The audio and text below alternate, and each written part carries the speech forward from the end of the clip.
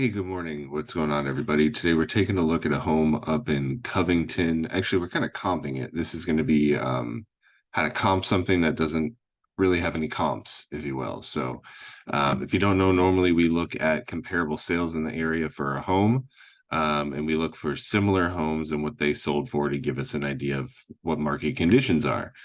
This area, Covington, is up here to the north of Dayton and the north of Troy. It's in the Miami County area. I picked out the home is kind of actually over here. Actually, no, it's not far from here on 185 up here. But I'm actually pulling comps all the way from down here because this home is well, it's this one.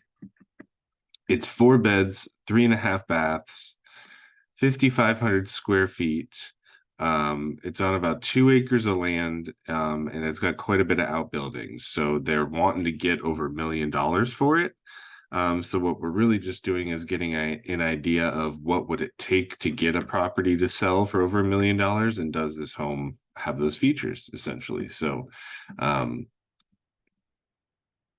like if we pop into this one, this is $1 million property. The first thing to note is that it's got 10 acres on it. Okay, so it's going to have a lot more land, but generally speaking, it's big home. It's beautiful. It's pretty well done. It's not super updated, but I mean, it looks like a friggin' magazine to me. So it looks pretty gorgeous. Maybe not your exact taste, but certainly doesn't require updating. And it is quite the gorgeous home. We've got another one for 1.2 that went over here. The important thing to note here is that this thing was on the market for 650 days. So very long time on the market. Ended up going for 1.275. It was on almost 20 acres of land. And this thing is pretty bananas. It has a private pond that was stocked. I mean, this thing looks like it's something out of a, southern plantation. It's pretty bananas with all those balconies and everything. It's crazy. So this is what you get for 1.275 in this area. And then we're going to look, this one was 1.4. This was another interesting one because it wasn't the best house. In fact, I think the house needed a lot of work, but it was a 140-acre farm. So really you're paying for the land. You're not really paying for the house in this situation. Sorry, my eye is freaking killing me. Last one here. No, we already looked at that one. Let's do this one down here. This is a new build in 2018. It's 3,000 square feet, 5 bedrooms. So this one I think is probably similar, although this is also on 10 acres. So does have more land than what the home we're considering comping is. It's also probably a lot newer build. So the fact this is a new build on larger amount of land for 850, sat on the market for 145 days and then finally sold after that for 800. I don't, with these larger homes, it's very much like, you're looking for a very specific buyer. So, it really just depends on the condition of the home when you get in there, what you think it would list for or what you think it would sell for, and then an understanding that something well over $500,000 is going to just take longer to sell. I think the closest one was like 60 days or something that we're looking at here. So I think the moral of the story is to get over $1 million in this area, we need to be on a lot of land. So only the 2 acres is going to be a challenge to get over $1 million.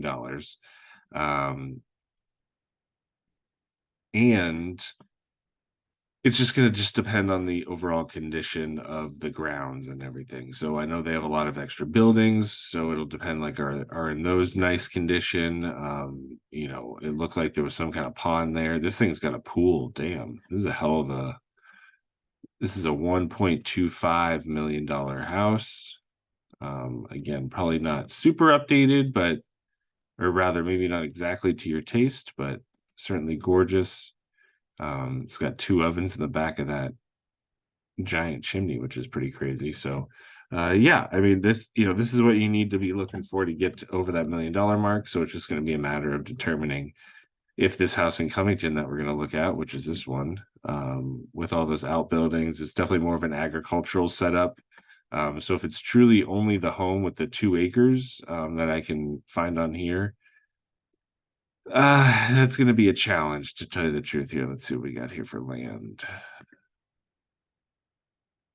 Yeah, it's like 1.88 acres. So, yeah, that's going to be the challenge in my mind. So we'll see if we can get in here, get a listing appointment going, and find out more information. But this is kind of what you have to do when you don't have um, the point of showing this was that when you don't have like exact comps, you're really just trying to understand what it takes to get to where the client is trying to sell at, to get their number, and then backing into an understanding of, once you see the home, like, does it compare even closely?